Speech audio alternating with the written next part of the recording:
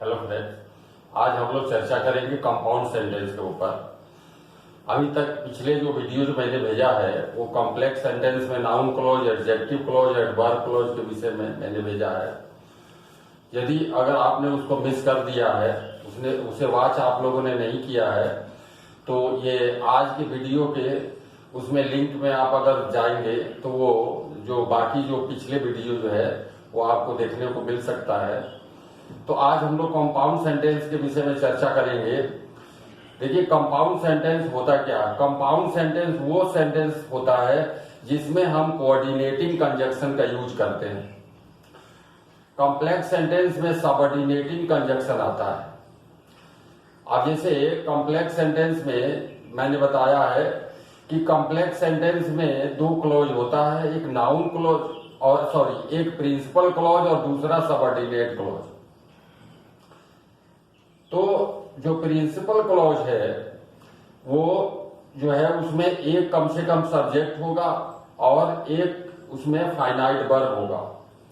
लेकिन जो subordinate clause है वो तीन क्लॉज में बांटा गया है, noun clause, adjective clause, adverb clause.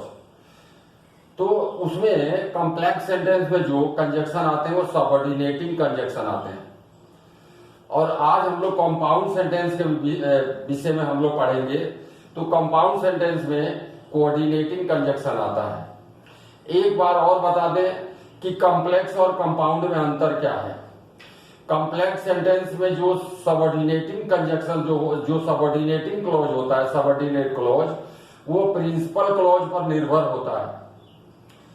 मतलब जब तक सबऑर्डिनेट क्लॉज प्रिंसिपल क्लॉज में नहीं मिलेगा तब तक वो सेंटेंस का जो अर्थ है वो बिल्कुल क्लियर नहीं होगा, स्पष्ट नहीं होगा। लेकिन कंपाउंड सेंटेंस में ऐसा नहीं है। कंपाउंड सेंटेंस में जो भी क्लॉज होगा, चाहे वो प्रिंसिपल क्लॉज हो चाहे कोऑर्डिनेटिंग क्लॉज हो, सभी जो सेंटेंस है इसमें वो सेल्फ डिपेंडेंट होता है, आत्मनिर्भर होता है। कोई भी सेंटेंस हो, चाहे प्रिंसिपल क्लॉज में हो या कोऑर्डिनेट जो है क्लॉज में हो, सभी सेंटेंस। और एक चीज और बता दें कि प्रिंसिपल क्लॉज में कंजक्शन के पहले, यानी जो मतलब प्रिंसिपल क्लॉज में जो भी या कोऑर्डिनेट क्लॉज में जो सेंटेंस होते हैं वो बिल्कुल आत्मनिर्भर होते हैं। कोई जो है क्लॉज किसी क्लॉज पर डिपेंड नहीं होता है, उसे कंपाउंड सेंटेंस कहते हैं। आप ये भी कह सकते हैं कि कंजक्शन के पहले और बाद में दोनों सेंटेंस को आप प्रिंसिपल क्लॉज कह सकते हैं, क्योंकि प्रिंसिपल क्लॉज होता क्या है, जिसमें एक सब्जेक्ट हो और एक कम से कम फाइनाइट वर्ब हो। तो यही आज हम लोग कंपाउंड सेंटेंस को पढ़ेंगे। कंपाउंड सेंटेंस के जो कोऑर्डिनेटिंग कंजक्शन है वो चार प्रकार के जो है मतलब कंजक्शन में बांटा गया है। तो इसमें कोऑर्डिनेटिंग कंजक्शन चार प्रकार के कौन कौन होते हैं? देखिए, पहला कुमुलेटिव कंजक्शन। कुमुलेटिव कंजक्शन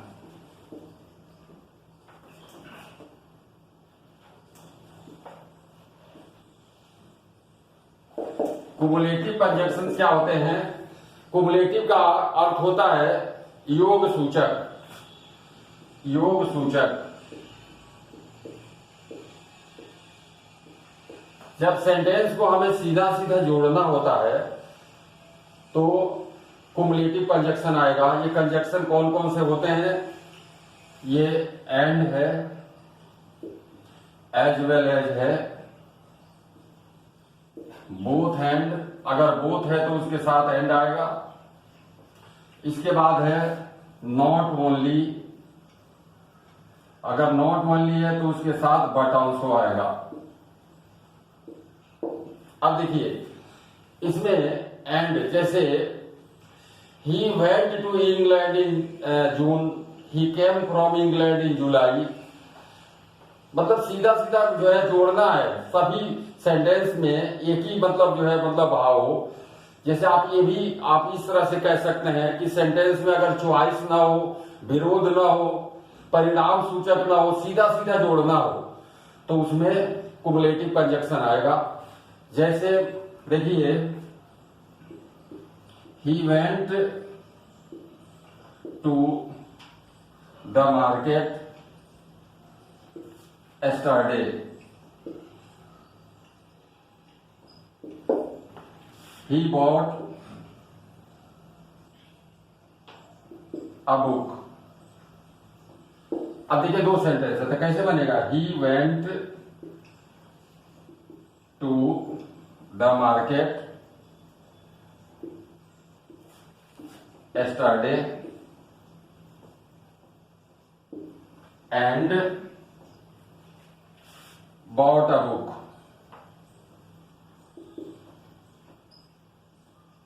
अब देखिए he went to the market yesterday, ये है प्रिंसिपल क्लॉज। आइए एंड से लेकर के और ये आखिर तक ये कोऑर्डिनेट क्लॉज है, क्योंकि ये कोऑर्डिनेट जो है कोऑर्डिनेटिंग कंजक्शन से ये जो सेंटेंस जुड़ा हुआ है, इसीलिए इसको बोलेंगे कोऑर्डिनेट क्लॉज। अगला सेंटेंस देखिए, जैसे Ram went to school,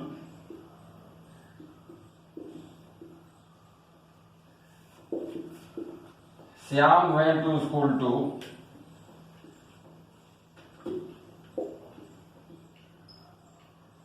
school too. अब इसको देखिए, राम स्कूल गया और श्याम भी स्कूल गया। अब हम एक बात और आपको बता दें, एंड दो नाउन को एंड से आप नहीं जोड़ सकते हैं। अगर दो नाउन को अगर आप एंड से जोड़ेंगे तो वो सिंपल सेंटेंस हो जाएगा, वो कंपाउंड सेंटेंस नहीं होगा। तो ये आप हमेशा ध्यान रखेंगे। तो जैसे अब आप ऐसे जोड़ सकते हैं, as well as Ram as well as Shyam went to school, या both Ram and Shyam went to school, या not only Ram but also Shyam went to school. ऐसे आप जोड़ सकते हैं, जैसे Ram as well as Shyam went to school, या both Ram and Shyam went to school, या ऐसे भी आप जोड़ सकते हैं, not only Ram but Shyam also went to school.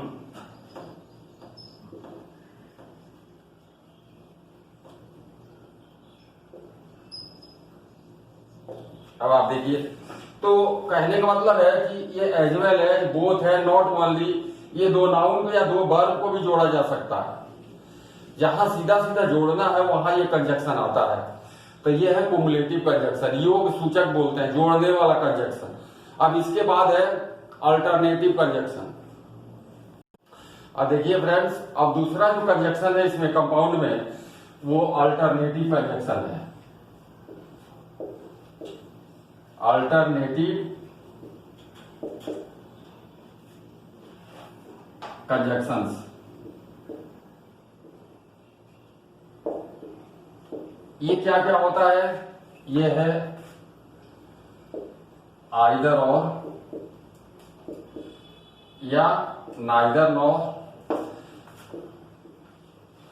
या और, या नॉर, या अदरवाइज, या एल्स। अब देखिए, आइदर और, या तो, नाइदर और मीन्स ना तो, ये और मीन्स या, नॉर मीन्स ना तो, और अदरवाइज मीन्स अन्यथा, या एल्स मीन्स अन्यथा। अब देखिए, जहां चॉइस होगा, ऑप्शन होगा, वहां ये कंजक्शन आएगा। जैसे देखिए, sit down, get out, sit down, get out. तो देखिए, बैठो या बाहर जाओ। तो देखिए, और भी आप लगा सकते हैं। अफर्मेटिव है, नेगेटिव में नाइदर नॉर या नॉर आएगा, अफर्मेटिव में आइदर और आएगा या और लगा सकते हैं। तो देखिए, ये दो तरह से बन जाएगा, आइदर सिट डाउन और जब आइदर है तो दोनों सेंटेंस के बीच में और आएगा, और गेट आउट, या और से भी बना सकते हैं सिट डाउन और गेट आउट। इसी तरह जब नेगेटिव होगा तो क्या आएगा, नाइदर नॉर आएगा। जैसे दोनों सेंटेंस, जैसे Sita did not go to school, Gita did not go to school. तो जैसे Sita did not go to school, did not go to school, Gita did not go to school.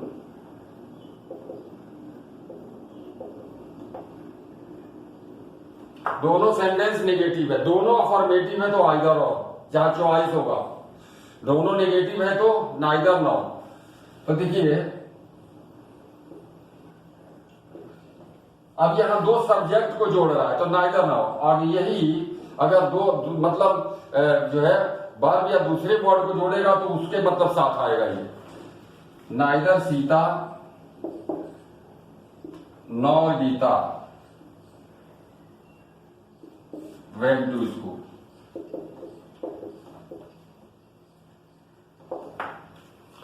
इसी तरह से देखिए go to school in time, go to school on time कर लीजिए या in time कर लीजिए, in time. Go to school in time, in time सही है। You will be late, you will be late. अब इसको देखिए, इसमें भी चॉइस है, go to school in time, समय पर स्कूल जाओ और तुम्हें लेट हो जाएगा। तो इसमें चॉइस है, ये ऑप्शन है, या तो स्कूल जाओ या तुम लेट हो जाओगे। तो यहां क्या आएगा, otherwise. Go to school in time,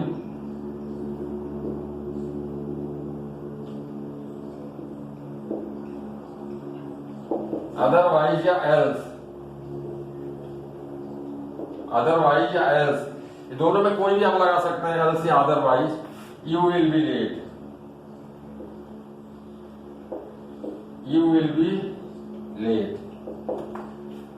अब देखिए ये होगा, ये अल्टरनेटिव कंजक्शन, चॉइस वाला। अब इसके बाद एडवर्जेटिव कंजक्शन, जो थर्ड कंजक्शन है वो एडवर्जेटिव कंजक्शन है, एडवर्जेटिव कंजक्शंस।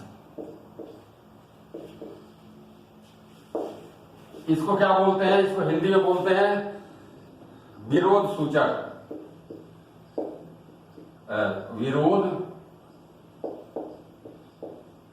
सूचक। अब देखिए जब दो सेंटेंस में आपस में विरोध होगा तो ये कंजक्शन आएगा, he worked hard, he failed in the exam, in the exams, he failed in the exams। अब देखिए, अब ये देखिए इसमें क्या है, अब उसने कठिन परिश्रम किया, एग्जाम में वो फेल हो गया। तो ऐसे में क्या होगा कि दोनों में विरोध है सेंटेंस में। तो देखिए ये कंजक्शन है क्या, पहले आपको बता दें, ये कंजक्शन है, बट है, ये जो कंजक्शन है ये बट है, येट है, नेवरदलेस, नेवरदलेस, मोरओवर, नॉटविथस्टैंडिंग,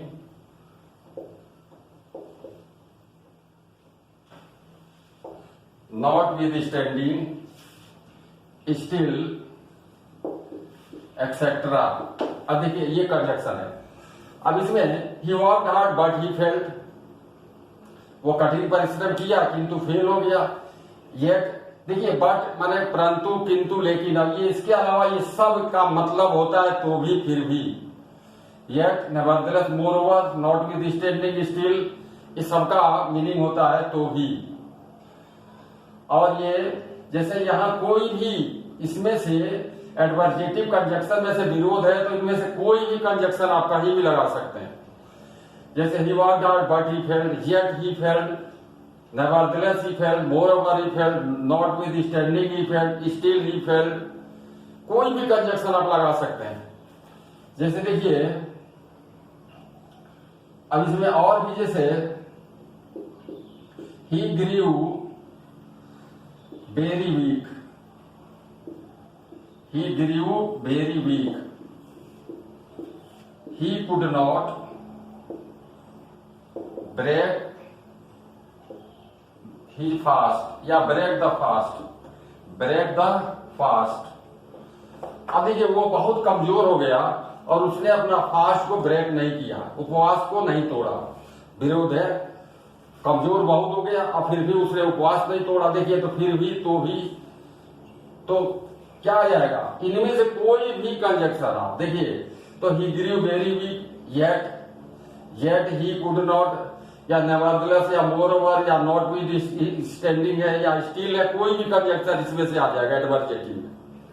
जैसे he grew very weak, yet he could not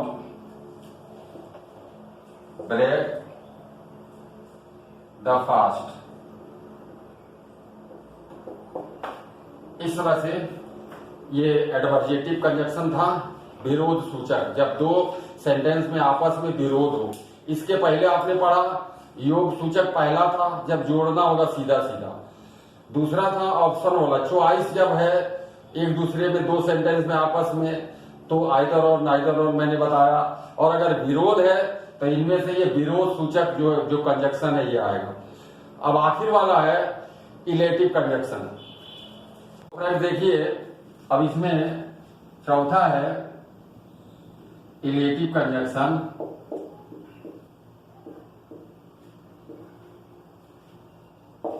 इसको बोलते हैं परिणाम सूचक, परिणाम सूचक। एक एक्शन होगा, दूसरा रिजल्ट बताएगा। देखिए he worked hard, he passed. पहले आप जो है ऐसा करिए, कंजक्शन पहले मैं आपको बता दूं, इसमें सो होता है, देयरफॉर होता है, हैंस या फॉर। अब देखिए सो मीन्स इसलिए, देयरफॉर मीन्स इसलिए, हैंस माने इसलिए की, और फॉर मीन्स क्योंकि।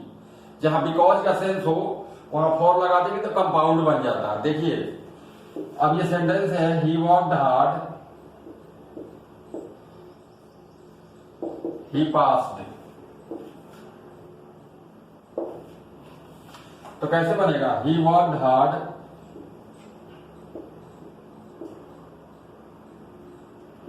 सो या देयरफॉर में से कोई भी आप लगा सकते हैं, ही पास्ड। ठीक है। अब देखिए आई रेस्पेक्ट हिम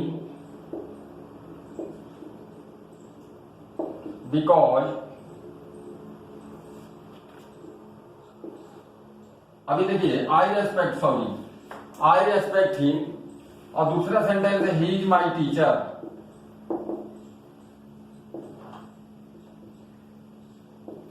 तो इसमें देखिए सेंस क्या आ रहा है, बिकॉज का sense, I respect him because he my teacher, यहां बिकॉज का सेंस आ रहा है तो फॉर इसमें लगा देंगे तो ये कंपाउंड बन जाएगा। आई respect him for he is my teacher. देखिए यहां हैंस भी आप लगा सकते हैं, हैंस या फॉर, जहां बिकॉज का सेंस हो। तो इस तरह से ये इलेटिव कंजक्शन था। अब ये पूरे जो कोऑर्डिनेटिंग कंजक्शन है ये 4 टाइप का होता है।